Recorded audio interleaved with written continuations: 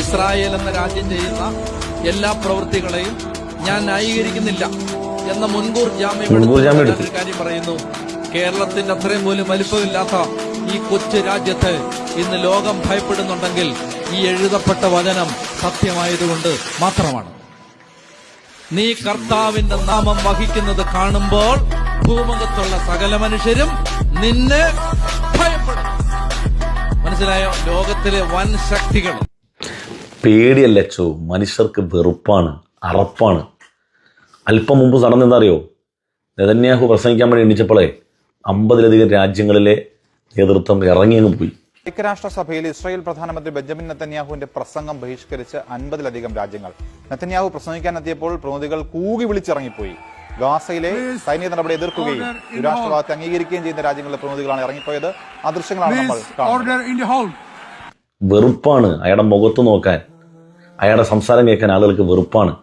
ഏകപക്ഷീയമായ ഒരു സമൂഹത്തെ, അതും കൊച്ചു കുഞ്ഞുങ്ങളെ കൊന്നൊടുക്കുന്ന ഒരുത്തനോട് വെറുപ്പാണ്. പിന്നെ അച്ഛൻ പറഞ്ഞല്ലോ, വചനം കയ്യിലുള്ള ദൈവമക്കളെ ലോകത്തുള്ള മുഴുവൻ ആളുകളും ഭയപ്പെടുമെന്ന് വെച്ചാൽ ഈ ജൂതന്മാരെന്ന് പറഞ്ഞാൽ ധീരന്മാരും യോദ്ധാക്കളുമാണെന്നാണല്ലോ അല്ലേ? എന്നാൽ ഈ ഫലസ്തീനിലെ കൊച്ചു കുഞ്ഞിൻ്റെ പോലും തൻ്റെ ഇടവന്മാർക്കാർക്കും ഇല്ല. എന്താ കാരണം അറിയോ?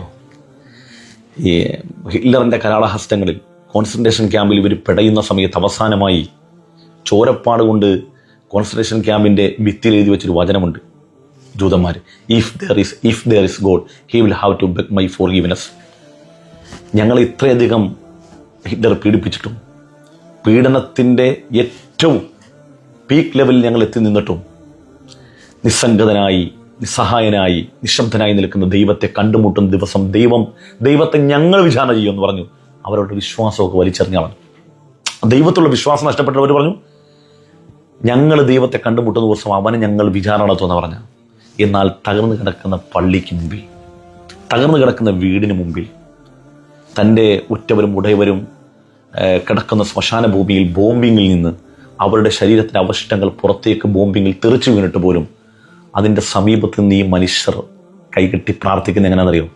അല്ലാഹു അക്ബർ, പടച്ചവനെ നീ തന്നെയാണ് വലിയവൻ. അമേരിക്കയിലൊരു ഡോക്ടർ ചോദിച്ചു, ഇനിയും ഈ വിശ്വാസം കൊണ്ട് നടക്കുന്നതിനകത്ത് എന്ത് കാര്യം ചോദിച്ചപ്പോൾ അവർ പറഞ്ഞെന്നറിയോ? ഈ വിശ്വാസമാണ് ഇനിയും മുന്നോട്ട് ഞങ്ങളെ നയിക്കുന്നതെന്നാണ്. അതുകൊണ്ട് ദൈവമക്കളുടെ വചനവും ലോകരാഷ്ട്രങ്ങളുടെ ഭയവും നിങ്ങൾ നോക്കണ്ട. ആർക്കും പേടിയല്ല, വെറുപ്പാണ്.